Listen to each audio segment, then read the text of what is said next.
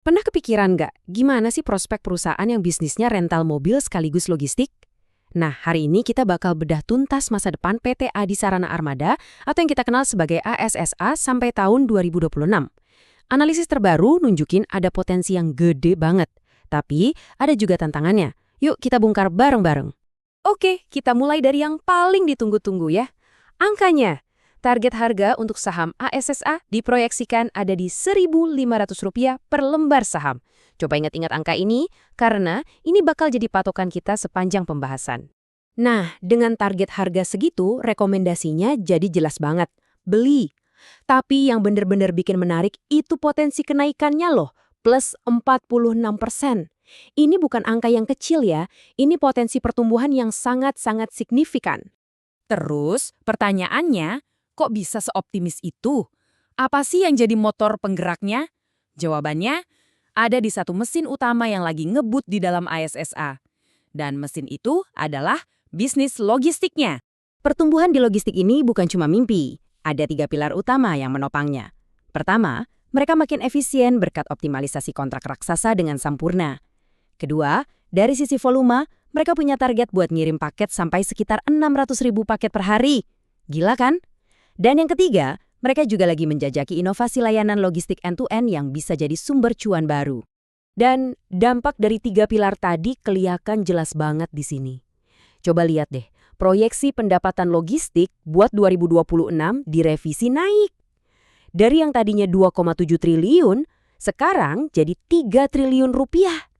Ini bukan cuma koreksi biasa, ini sinyal kepercayaan diri yang kuat banget buat segmen ini. Kalau kita lihat dari gambaran besarnya, kontribusi segmen logistik ini diperkirakan bakal mencapai 48% dari total pendapatan perusahaan. Artinya apa? Hampir separuh kue pendapatan ASA itu datangnya dari sini.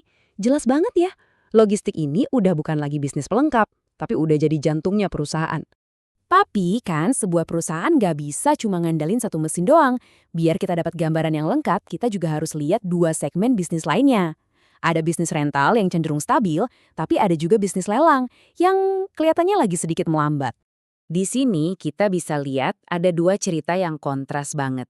Di sisi kiri, ada bisnis rental yang adem ayam. Pertumbuhannya mungkin datar-datar aja, tapi profitnya tetap aman karena mereka jago ngatur biaya. Ini jadi penopang yang solid. Nah, tapi di sisi kanan, bisnis lelangnya, JBA, lagi menghadapi tantangan. Pasar mobil bekas lagi lesu, jadi volume penjualan dan harganya ikut tertekan. Oke, jadi kita udah lihat ya kepingan-kepingan puzzle-nya. Ada logistik yang ngebut, rental yang stabil, dan lelang yang lagi ngerem. Sekarang, gimana kalau semua kepingan ini kita satuin? Mari kita lihat gambaran finansial ASSA secara keseluruhan. Nah, slide ini benar-benar keren karena bisa menceritakan semuanya lewat gambar. Coba perhatiin deh, porsi pendapatan dari logistik yang warnanya biru muda itu kelihatan terus tumbuh dan diproyeksikan bakal mendominasi segmen lainnya. Ini bukti visual adanya pergeseran strategis yang sangat jelas.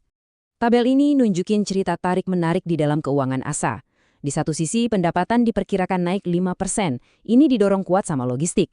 Tapi di sisi lain, laba bersihnya justru diproyeksi turun tipis, 1%. Ini nunjukin gimana tekanan dari bisnis lelang itu ternyata cukup berpengaruh ke profitabilitas perusahaan secara total.